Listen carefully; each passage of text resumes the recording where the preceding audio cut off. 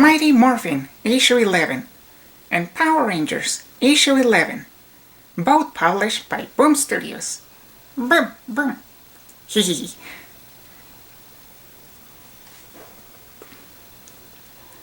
Also known as Mighty Morphin Power Rangers Issues 76 and 77, according to the legacy numbering, which I love. I love the legacy numbering, and I hope that they restore the original numbering of the first series for issue 100, which is the big milestone. Otherwise, it would have been a waste.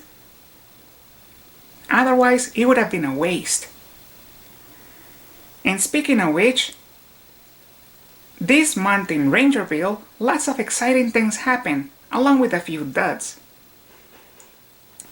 In Mighty Morphin, the main antagonist Supreme Guardian Sardus just introduced his own Black Ops team of Avengers-inspired warriors. They're called Sentry Force 4, and they're very amusing and cool. Even their characterization was fun and made some of them likable.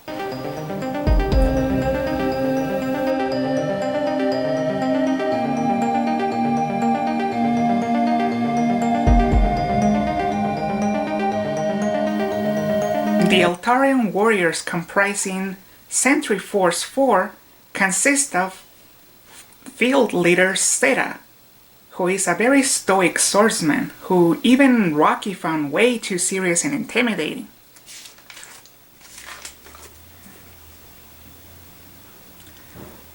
And on closer inspection, Zeta looks a lot like Shredder from the Ninja Turtles. No wonder he looked so familiar when I was reading it. And very menacing. Wow. Next in the Sentry Force 4 roster is Zenith, who reminds me of Wasp from the Avengers, but more cunning and cool with those butterfly wings. The remaining two Sentry Force 4 members, or SF4 members, are my favorites in terms of characterization, and I could see those two becoming fan favorites who eventually might get redeemed and make it out of the storyline of Eltarian War alive. One of them is called 00 and resembles Iron Man. The other one is called Zag, and I have more to say about him in a little bit. 00 was very interesting. She's a little person, or a little girl, who built her own mech suit in order to join the Eltarian army. And I really like her personality. She's jovial and friendly towards Aisha, and she's a fangirl of Zordon. And she even reveals that her father was named Zordon as well. Very lovely. I hope 00 switches sides. during the Eltarian War. She would make a great supporting character in the Power Rangers book.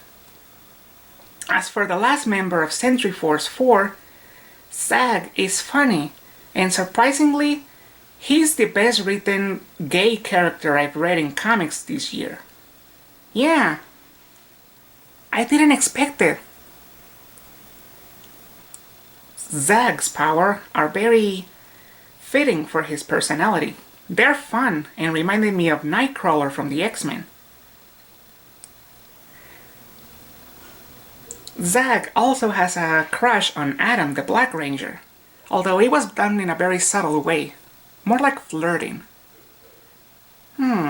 Part of me actually hopes that something further develops from it, at least a friendship. This team of villains were a fun addition to the mythos, and I want to see more of them. Just like what happened with Matthew Cook, the new Green Ranger, Sentry Force 4 have become awesome new characters that I look forward to seeing more of. And speaking of Matthew, I really love the character. In this issue, he was being supportive of Billy because Billy was, you know, Zordon found out what Billy did, and apparently Zordon is going to take away Billy's powers, which is a lot of BS. Billy deserves better than that. So I'm glad that Matthew is there for his friend. And Matthew is also thinking about the community of Angel Grove and all of humanity as a whole. He's trying to be the voice of reason, pointing out something that us, the readers, already know. And that is that the Eltarians cannot be trusted, and that Zordon is being rather unreasonable. More on that later. The rest of the issue dealt with the aftermath of Lord Zed's origin story. To recap, Supreme Guardian Zardoz betrayed the previous Guardian named Zofran by tricking him into touching the cursed Seal Crystal. That caused Zofran to be flayed alive. Zardoz saved Zofran, and Zofran became Lord Zed, and was tricked by Zardoz into believing that Zordon had betrayed Zofran, who was his best friend. So, in conclusion, Zofran is Lord Zed, who was Zordon's best friend and mentor. The two became enemies because of a misunderstanding caused by Zardoz lying to them. I love it. That's the kind of drama that you find in soap operas. Except here, it's executed beautifully. With this knowledge, Celia returned to Earth's orbit after meeting with Zordon off panel, and then she tried to stop Zardoz on her own, but failed, because Sentry Force 4 were very powerful. And then in the last 2 pages, something awesome happened. Remember how Matthew and everyone was thinking that Zordon was being unreasonable and uncharacteristically biased towards the Eltarians? Well, for the past year or so, I too had grown to dislike Zordon a lot, because Zordon had been acting like a jerk and mistreating the Rangers, and making it seem like he was siding with Zardoz to allow the Eltarians to invade Earth. It was frustrating. Ugh. But alas, in the last 2 pages, my faith in Zordon was restored, and it was revealed that Zordon knew Zardoz was evil all along, and he was just bluffing. That was genius. Zordon is the king of bluffing and playing possum. Brilliant writing, in my opinion. Ryan Parrott is my absolute favorite writer in comics this year. He's amazing at setup and paying off story beats. The day he leaves Power Rangers, I'm done with these books. I'm sorry, but no other writer can top what Ryan Parrott has achieved. Probably Kyle Higgins, who was the first writer before Ryan Parrott came along. But honestly, yeah, once he leaves, I'm out. Meanwhile, in Power Rangers, many light years away, nothing surprising happened. This is basically the setup issue where everything that the readers had known for months, the main characters in the book finally get caught up. So, yeah. From day 1, issue 1, we had Zordon and everybody and their dog telling the Omega Rangers, don't do it. Don't free Lord Drakkon. Don't trust him. He's going to betray you and things will go wrong. The Omega Rangers were stubborn and ended up doing the opposite of what everyone and their dog told them to do. So they freed Lord Drakkon and went on the run as outlaws, trying to stop the Imperials. Well, they were very foolish, And as such, in this issue, the feces hit the fan. Yep, for the last 10 issues, the Omega Rangers were being fools. Yep, told you so. The Omega Rangers, with their naivete, got the Yellow Emissary killed, and now the 3 Imperials will rise, and Lord Drakkon even got his Morpher back. Ay ay ay. Seriously, Shattered Grid was a big undertaking, and that was what it took to get Lord Drakkon the power, and now because of what the Omega Rangers did, it was all for nothing. Ugh. I will say though how cool it was for the Imperials to exist. I will say though it was cool how they explained that in order for the Imperials to exist in this reality, an emissary had to die, because the existence of emissaries and Imperials were connected. And it was cool because the designs of the Imperials reflected which emissary was connected to them.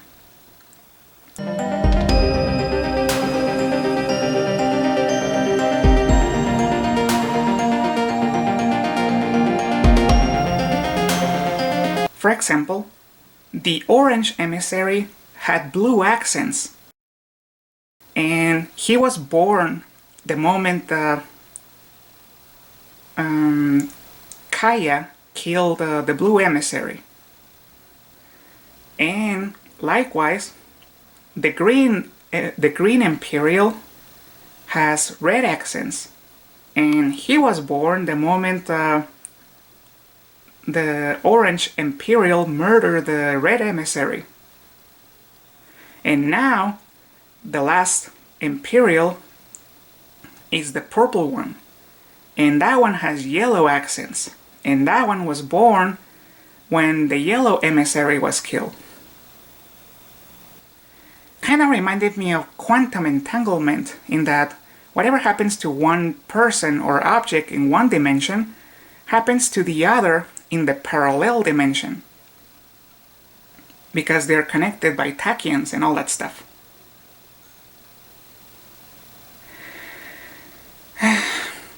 So yeah, it was frustrating, but at least we got a payoff. I get that the Omega Rangers are a bunch of 16-year-old teenagers, and that teenagers often do dumb things and are stubborn and make terrible decisions. But a lot of things are at stake. They really need to mature faster. Hopefully this was the last wake-up call the Omega Rangers needed.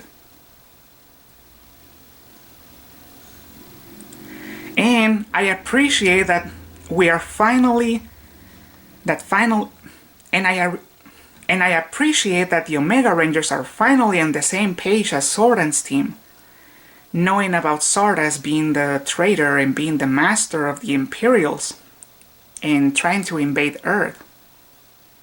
So this is all set up for issue 13, which is the beginning of the new story arc, the Eltarian War. I'm very excited for next issue and for the Eltarian War in issue 13. So while I didn't enjoy Power Rangers issue 11 as much as I enjoy issue 11 of Mighty Morphin, both were entertaining reads. I'm sure issue 12 will be much better. So, final verdict: munch them!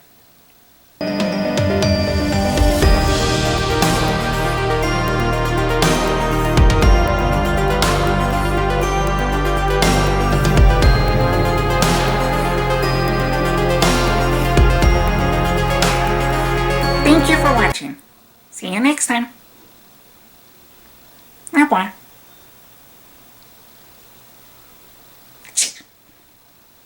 Excuse me.